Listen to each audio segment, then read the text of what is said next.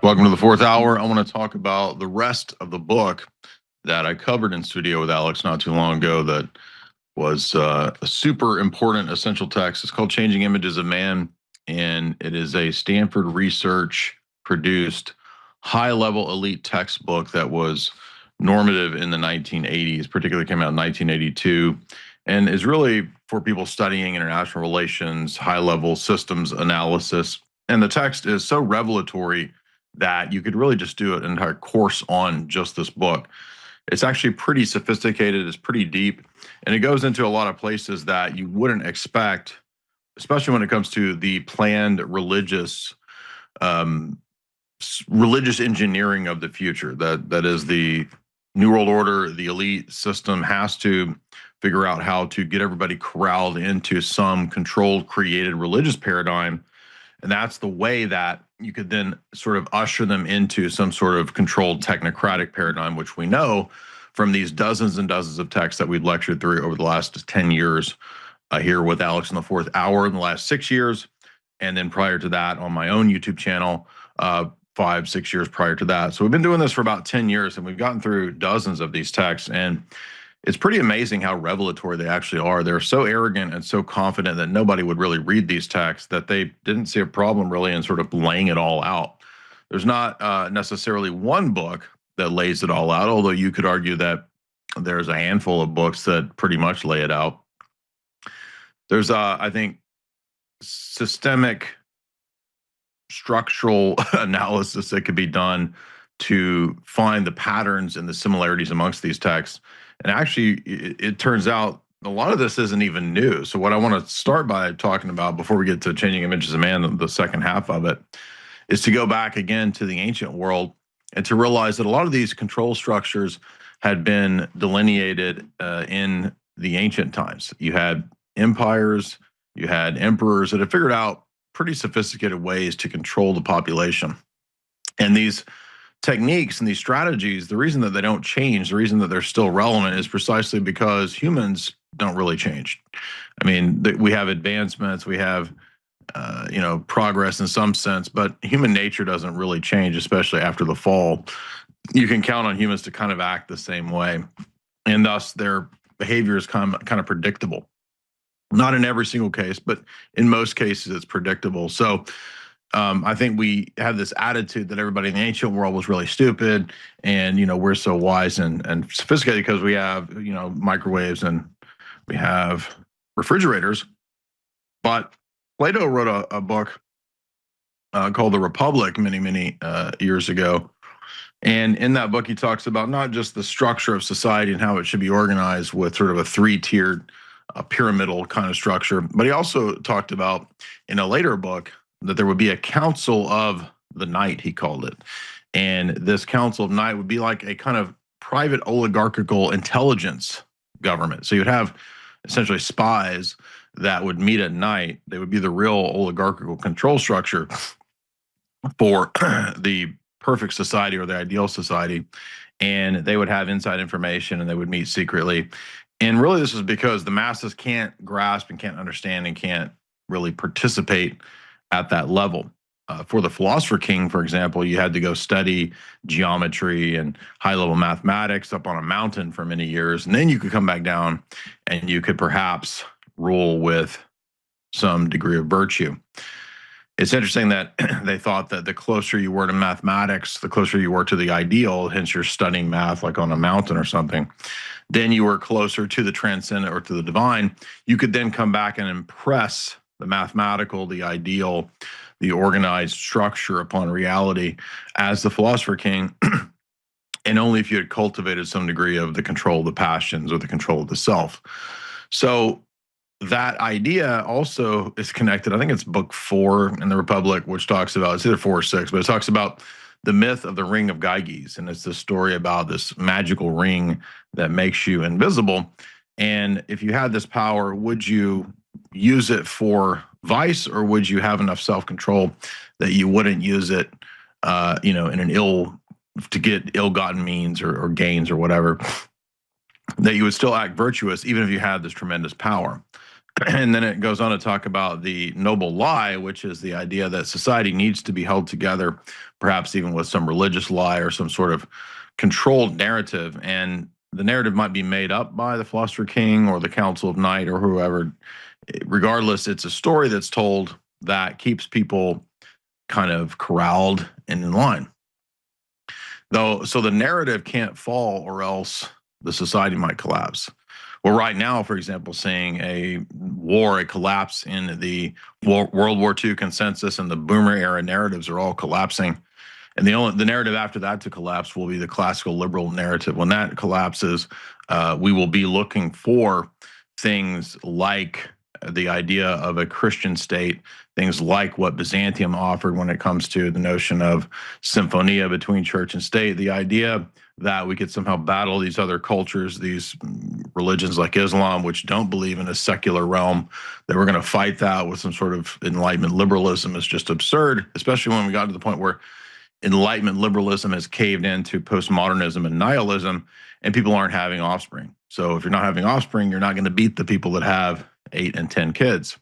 Really, only traditional Christian perspectives will have the ability, just on the basis of offspring, to go into the future to actually battle against these ideologies. And we saw this week, for example, a representative out of South Carolina attacking the Orthodox Church because it has tripled in size in a lot of churches. It even made the front page of the Drudge Report today, that people are flocking to the Orthodox Church. Why is this? Well, I've had, by God's grace, some role in this.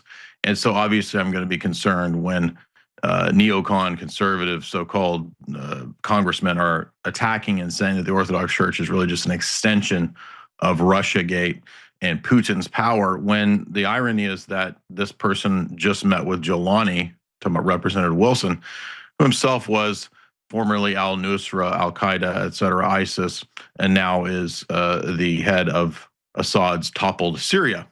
So the hypocrisy is not lost, I think, on the audience. And in fact, it was encouraging to see thousands of people in the comments really giving it back to this guy full force, because it's ridiculous to say that this is the threat, this is the danger, that Russia collusion nonsense is still going on, and it's the fault of the Orthodox Church. When ironically, many of these people who fled Bolshevik and communist Russia were white Russians who came to the West and had the Russian Orthodox Church outside of Russia set up with the aid of the CIA and British intelligence, fleeing from communists.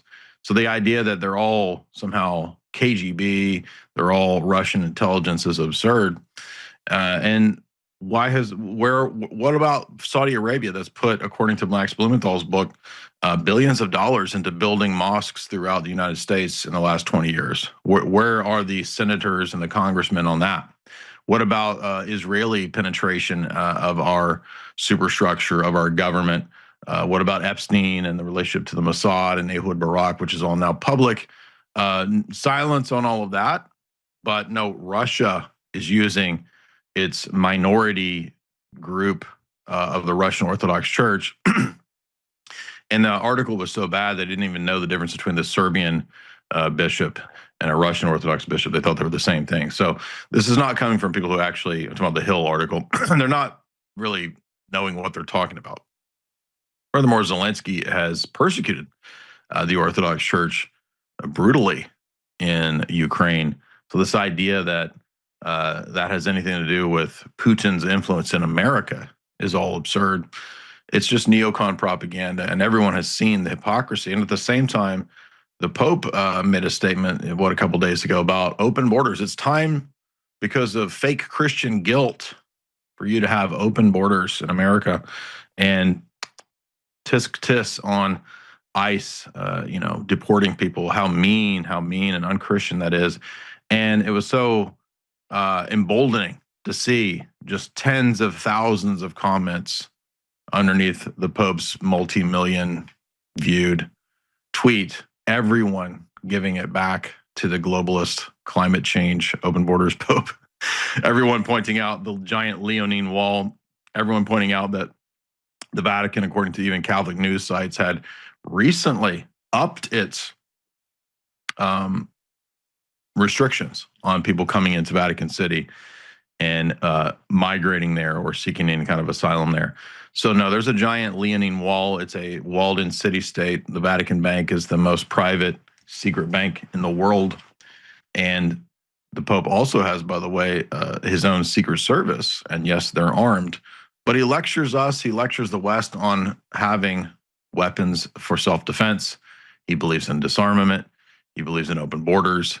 In fact, the documents of Vatican II and Gaudium et Spes teach chain migration, open borders, disarmament, all the things that the Vatican city-state itself does the opposite of.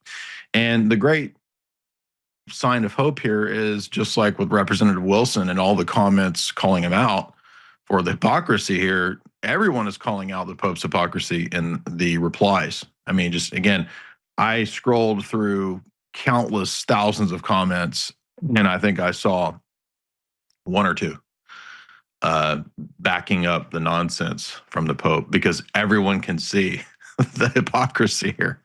So these infiltrators and subversives that have gotten into these positions, both in church and in state, it's not accidental that they all pretty much have the same end goal philosophy, and it aligns perfectly with what we see in Changing Images of Man, which is to create this future globalist government. And it doesn't matter whether you're a AOC lib or some sort of neocon Representative Wilson, they're all pretty much on the same page at the end of the day, because they are subservient to bigger masters above them who openly want a technocratic global government. And it doesn't matter whether we talk about the atheist Gentile socialist technocrats or whether we talk about rabbinic, Kabbalistic, socialist Zionists. They all have the same end goal. It really doesn't matter. That's why ultimately it's not so much a specific religion as it is people committed to a overall satanic agenda. And it doesn't mean you have to be self-conscious that you're serving Satan. You don't have to commit some blood pact, in Hollywood under an underground base or something like that. Like, you could literally just be serving these designs, even if you don't even know it. That's the crazy part, especially when we're Changing Images of Man, because it gets into stuff that was talked about back in Plato's day. In fact, Plato said that, as we noted, there would have to be a lie that would told, a narrative told to hold society together, and the intelligence class, the deep state, according to Plato, they would be in charge of really holding this narrative together and making sure that society kept to this. And sometimes it's necessary to update and tweak the narrative. And so if we go back to Changing Images of Man and this idea of a future religion where we all are sort of collectivized into worshiping Mother Earth, the religion is one of immanence and pantheism. That way, it doesn't really matter what the external dressing is that you have. Maybe you're wearing the costume of being a Christian, a priest. You're wearing the costume of being a yogi. You're wearing the costume of whatever religion. In reality, the higher religion is all the religions in terms of some skeletal system of Neoplatonism, Kabbalism, or perennialism. And all of those things kind of share similarities. It's not identical, but Plato said that in the Timaeus, the whole universe is really structured like a man. It's like a body. And the mind corresponds to the monad, or the one, the God thing, the great mind that manifests itself throughout the universe. And then in some other sense, the universe itself is sort of the body of that man, right? So there's a external, internal, a spiritual, physical domain that exists. And the higher ontological or metaphysical sphere is up there towards the mind, the thought, the rational, etc. And in terms of the universe, you have the plebs, the workers. They're sort of the body, they're sort of the lower caste, and they all serve in this great hierarchy, the super state, the ideal state, and that state is kind of a manifestation of God too. So you'll notice within Platonism, the Republic is literally a kind of theocratic manifestation of the divine. So when we get to Changing Images of Man, they note that for the future religion, it is actually perennialism that will be the crucial key component for how to unify all the diverse, fractured world religions. So we'll have to have a giant ecumenist movement, not just for Christianity, but also for the world religions. They call this paradigm warfare. Traditional Christianity, Changing Images of Man notes, was too exclusivist. It said that there's objective truth, there's an external world, there's an external to you God that's personal. No, it's if you make all of reality God in terms of pantheism, then everything that exists is a manifestation of God. So the Buddhists and their religion, that's just another different manifestation of the one great God being. Remember, all of reality, it may not be the highest plane or dimension, but it's a lower plane of dimension or reality or emanation of God that still manifests God. And who are you as a Christian to say that the Buddhist manifestation of the divine isn't equal to or perhaps even greater than your manifestation of the divine? Precisely because Neoplatonism, Platonism, Origenism, etc., are universalist, the universalist paradigms are much more useful than anything to do with a specific God, with a specific claim like Jesus makes in John 14:6 that, I'm the way, the truth, and the life. No one comes to the Father but through me. Rather, man needs to be reintegrated into a holistic collectivist image where there are still castes and there are still hierarchies, and you're going to be blown away at what it actually admits here in a moment in terms of the possibilities of where we're going. This new dimension, this new religion, this new paradigm is specifically one constructed by social engineers. So notice it's not, the 1960s counterculture revolution with LSD and with all this stuff just happening organically. I mean, there may have been a lot of people organically involved in the movement, but what happens is these movements, whether started by the system or co-opted by the system, become tools for the creation of the new paradigm.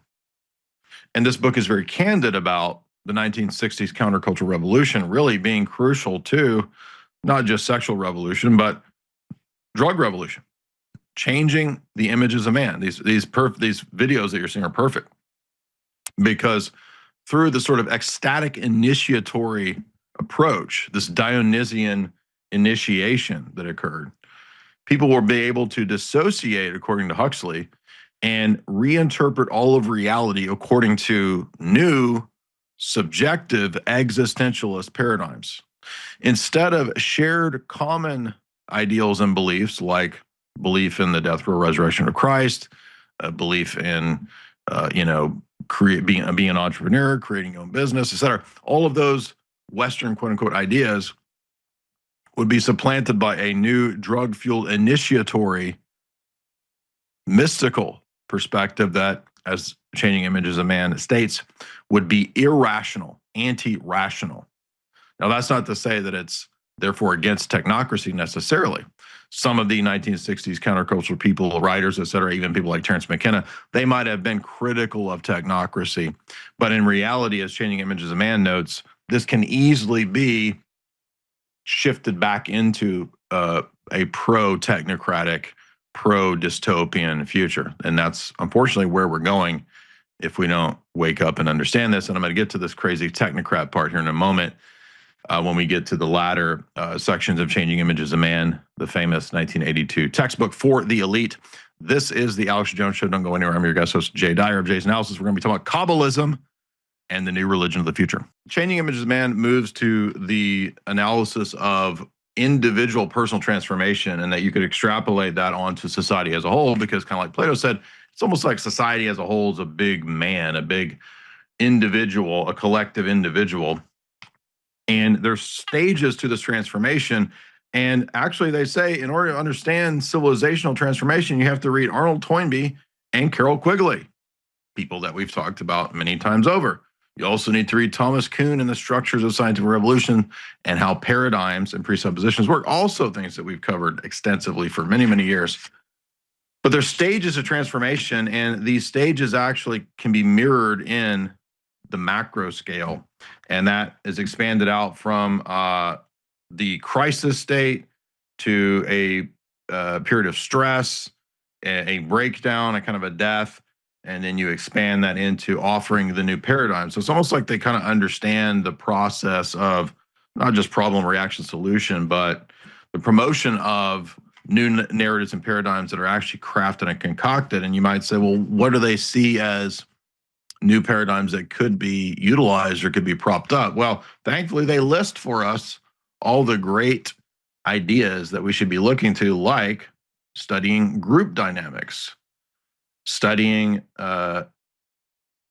non-rational elements in our society, studying L. Ron Hubbard and Scientology, studying psychedelic drugs, looking to integral yoga, self-hypnosis, biofeedback, imagistic thinking over conceptual thinking.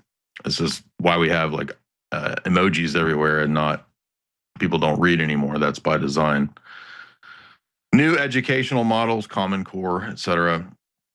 And also the idea, this is actually what it says. You can read this on page 151 if you have the PDF. The promotion of set and setting so that new creative models can be developed through doing acid. Set and setting is Tim Leary's stuff about what you put the setting you put yourself into to prepare for the acid trip or for the shrooms or the shamanic initiation, right? So it's actually saying that what we've learned out of MK Ultra, and it literally says MK Ultra stuff on the page prior to this, page 150. It talks about citing Abraham Maslow, and they're talking about LSD research.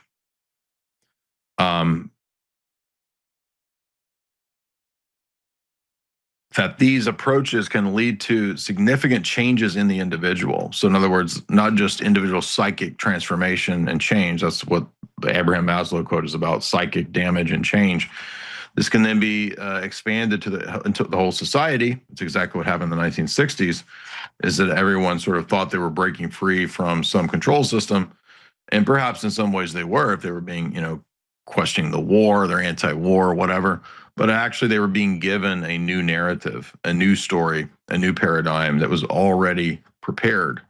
And it's a narrative and a paradigm prepared by the establishment. That's what's so important to understand. It's like so many people think they're being anti-establishment,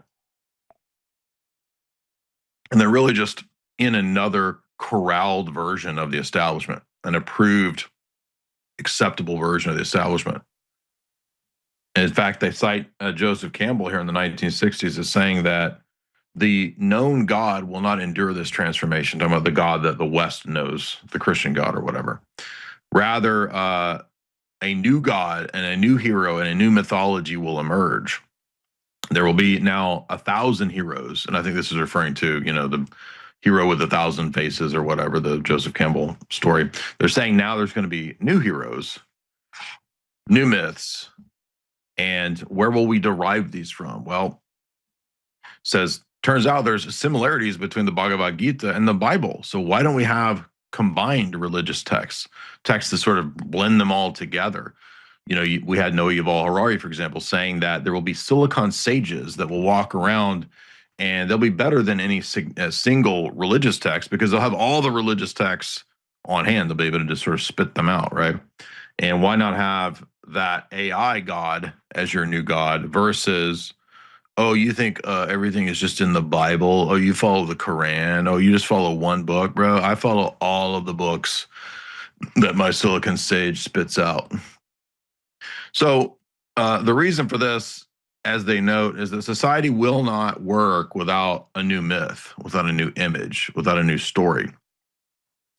And that mythology, they're saying, has to be shaped and crafted by the social engineers, the noble lie of Plato, exactly as we said, right? To create a myth and a story and a narrative that the establishment wants. This new paradigm will emerge from the old, but it will discard all of the elements that don't fit with the new coming technocratic society. It goes on to say that psychic abilities perhaps will be developed. We'll have this sort of new consciousness based around psychic abilities. Movies, cinema, and music will be replaced with the synthetic, it says. This is also sort of Brave New World stuff.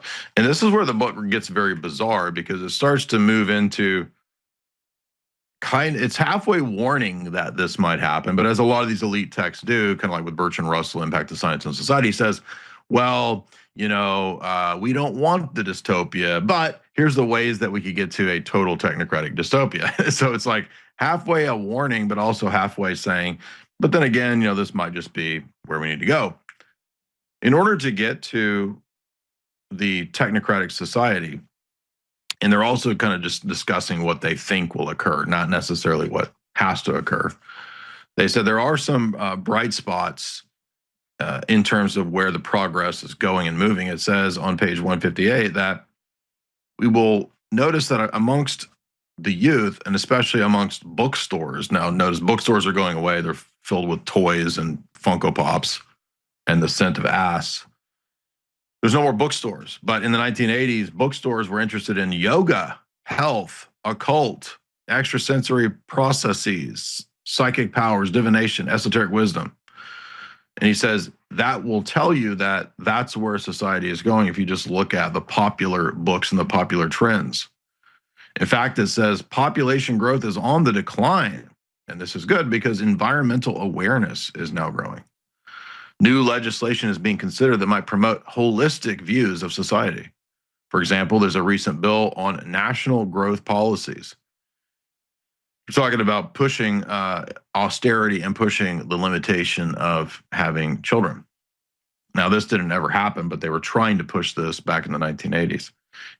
Increasing numbers of technical symposia and ad hoc groups are being formed on the basis of survival-motivated transformation. In other words, world order, aka the Club of Rome. So they're citing the Club of Rome as the model, the blueprint, it says, for a future austerity-based, controlled, technocratic society that limits how many children you can have, that reduces population drastically on the basis of saving the environment.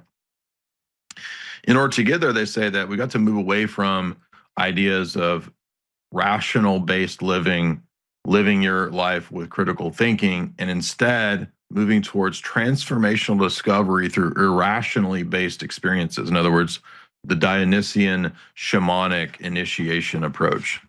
And as you can see here from the Olympics, this is exactly the world that Changing Images of Man envisioned and planned for. Future shocks, as Alvin Toffler talked about, future shock is cited here in the book, as well as other elite texts that we've mentioned in the past. But this is where it really gets crazy. And I was even surprised to see this after this is the next chapter that talks about societal choices and consequences and the new image that they're going to create, right? So what is the new image of man that Changing Images of Man puts forward? Well, it says at the beginning of this chapter, this is kind of ironic that they would admit this. It is not possible to prove one image of humankind is ultimately better or more valid than any other image. Well, now, wait a minute. Then why are you trying to give us a new image of man if you can't prove that it's any better than the other ones? So they're sort of giving the game away when they admit that it's all based on pure subjectivism and relativism. Nothing's actually true. And they begin this chapter by quoting Alvin Toffler and Future Shock. And but wait a minute. If nothing is actually provable or true, then how can you actually say that nothing is provable or true? So there's actually a very fundamental contradiction from the outset of this book. But what would we expect from a book that tells us that we're not going to be functioning on the basis of logic and reasoning, and we're not going to worry about contradicting anymore? We're just going to be initiatory. We're going to accept the contradictions. We are going to create, it says, a polarized dialectic, an idealized polarity out of which perhaps we will get a future synthesis, it says on page 164. And I was, wait a minute, this sounds familiar. Polarized dialectical synthesis. Where have we heard this before? Oh, that's actually an old alchemical idea. That's actually what we read about in Kabbalah. And if you doubt me on that, the most famous philosopher of this immanence idea that God is just all of reality and process. Well, there was a famous philosopher named Hegel who influenced people like Karl Marx very heavily. And it turns out Hegel was a Hermeticist. Hegel and the Hermetic tradition. See that? Well, who influenced Hegel for his process philosophy and that all reality is just God in motion in process? Well, this is an academic text, not a conspiracy text. Professor Glenn McGee states, this is citing Hegel, God is God only insofar as he has knowledge of himself. His self-knowledge is self-consciousness in man and man's knowledge of God. All of these are self-knowledge in God. So God is man and is knowledge and is all process, basically. And God is working himself out dialectically in historical process, according to Hegel, getting this from Jacob Boehme and from the Kabbalists. It says, alchemy, Hermes Trismegistus, the thrice great Hermes, Kabbalah, Raymond Lull, Meister Eckhart, and Nicholas of Cusa all became influential thinkers that helped to develop Hegel's Hermetic occult philosophy. But again, it's also out of, as we said, the Kabbalah. One of the elements of the Kabbalah is not just, the tree of the Sephiroth or whatever, which is actually just borrowed from Neoplatonism. There's also the idea of the two pillars of Jachin and Boaz, which are supposedly the two pillars of, Solomon's temple. These are the two polarities. These are mercy and severity. And then you have the sort of middle path in between these two polarities. But people don't think about this Kabbalistic idea as also something that can relate to the control of society. Two-party system, fake left and fake right. Do you want this goblin or that goblin, right? It's another version of this. The French Revolution, which was heavily influenced by Platonism, Platon, and Baruch Spinoza. Spinoza was a pantheist, and Spinoza also would have been aware of these Kabbalistic ideas in his pantheism. And what do we get out of the French Revolution? The fake left-right dialectic of politics, literally. It's no longer about virtue and vice, what's right and what's wrong, what's true and what's false. It's left or right, two sides of a relativistic dialectic. And it has always, even back to that time, been a control system. Do you want liberal revolution or conservative revolution? The American system comes out of the right-wing revolution, the Girondins. They were sitting on the right side of the provisional government in France when the revolutionaries set up a provisional government. The Jacobins sat on the left side of the provisional government, hence right and left. Do you want to be Ben Franklin, Thomas Jefferson, or do you want to be Adam Weishaupt and communists over here on the left? They're both revolutionary forces, and thus all classical liberalism is still part of the liberal ethos, the Enlightenment ethos. It is part of this dialectic.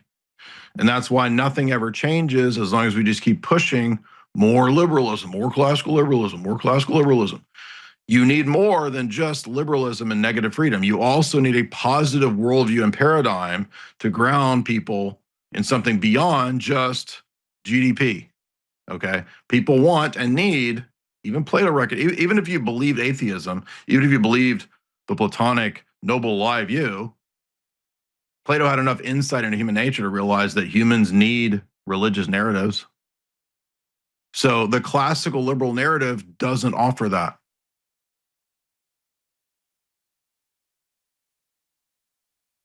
So really what's at the root of the split with MAGA isn't just the question of the relationship of Israel. That's part of it.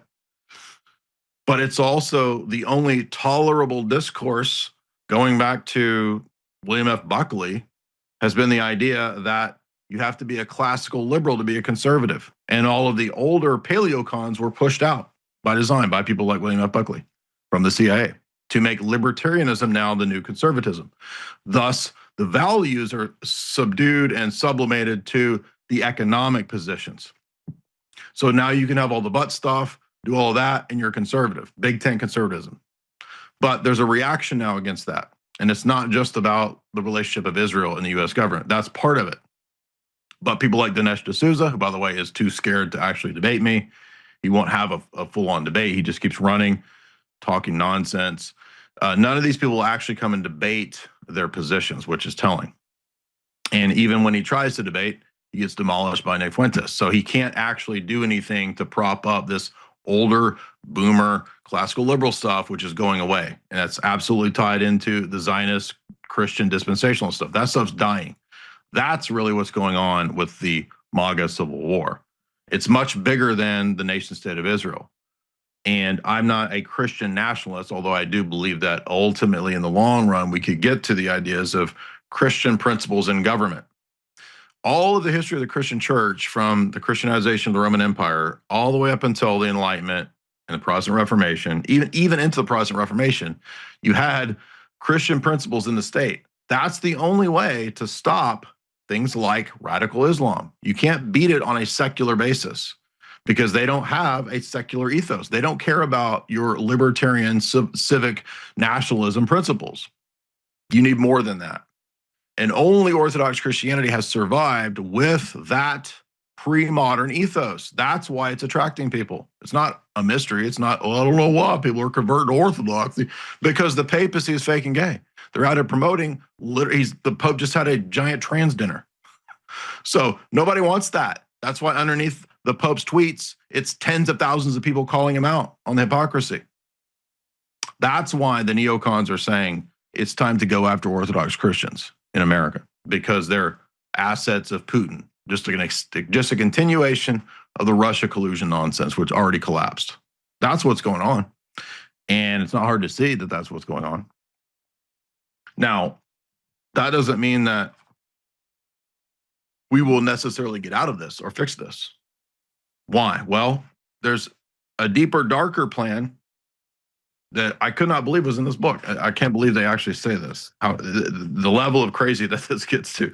And again, it's almost like they're kind of halfway warning about it, but it's kind of like they're saying, well, you know, we might not get 1984 and we don't want that, but let's go with the Brave New World, you know, happiness, drugs, and sex model over the, 1984 model. How about that? Because we're going to have a dystopia. It's kind of like, look, we're going to have a dystopia. We all know that. Do you want soma and butt stuff, or do you want to be in a cell with Victory Gin and Victory Cigs? Well, you want butt stuff, of course, right? So that's the whole future, is just putting stuff in your butt. That's all there is. Life is nothing but putting things in butts. That's it. That's all that matters. Like wanting seed, right?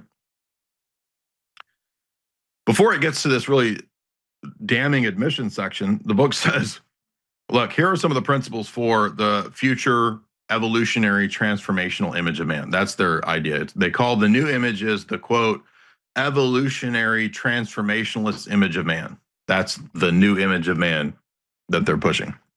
Okay, what is that?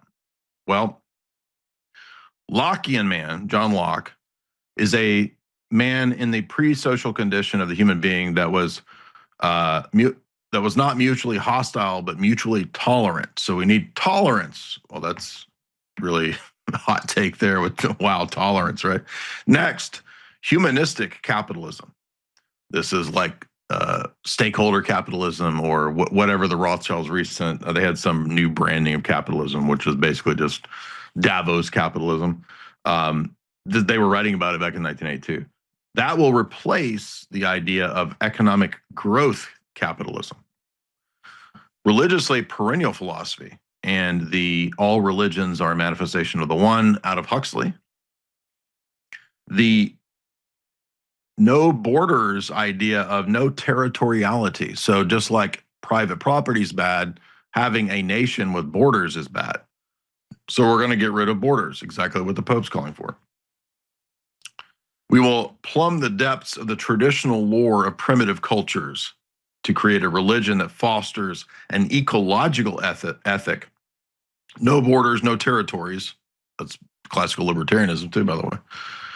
And a systems holistic ethic where everybody is linked into a giant collective. Now, that's not the crazy part. That's just what the image of the new man is, a kind of a techno shaman, sort of like a festival bro is what they're talking about here, right? But what about the possibility of this turning into what they call technocracy fascism or techno-urban fascism. We might call this the possibility of a friendly fascism. It will be 100% American, and it will be based around advanced technology. Techno-urban fascism, American style. Ultimately, this will be not in any conflict with post-industrial society because they want to go to a post-industrial society. It will, in fact, be pluralistic in nature. Techno-urban fascism does not need a charismatic dictator. It doesn't need a single party rule for politics. It doesn't need a fascist party. It doesn't need elections. It doesn't need any of the old models. Instead, everything will be planned, all areas of life planned, including the economy, including your day-to-day life, politics, society, culture, everything planned via the technocrat. And thus, it's not so much about a top-down control as it is everything managed. So it's a lateral control by algorithms and AI. And it goes on to say, yeah, it looks like we could actually run into a Brave New World scenario. For example, there might evolve a social credit score. There might be the application of military surveillance technologies to all areas of life and urban policing becoming militarized. The utilization of behavior changing drugs and operant conditioning from school age onward, drugging the youth. That, by the way, that applies to trans as well because they drug them and sterilize them in that as well. Government control of the news, personality screening to determine the possibility of pre-delinquent children on the basis of genetics. Interesting. Cross correlation of computer-based files on every human being and their personal data. So total tracking and tracing. The introduction and legislation of controlled access to self-initiated alteration of consciousness through the legalization of drugs. So, Brave New World. You get your soma, you get your mind control, you get your technocracy, but you're going to be happy. You'll own nothing, but you'll be happy.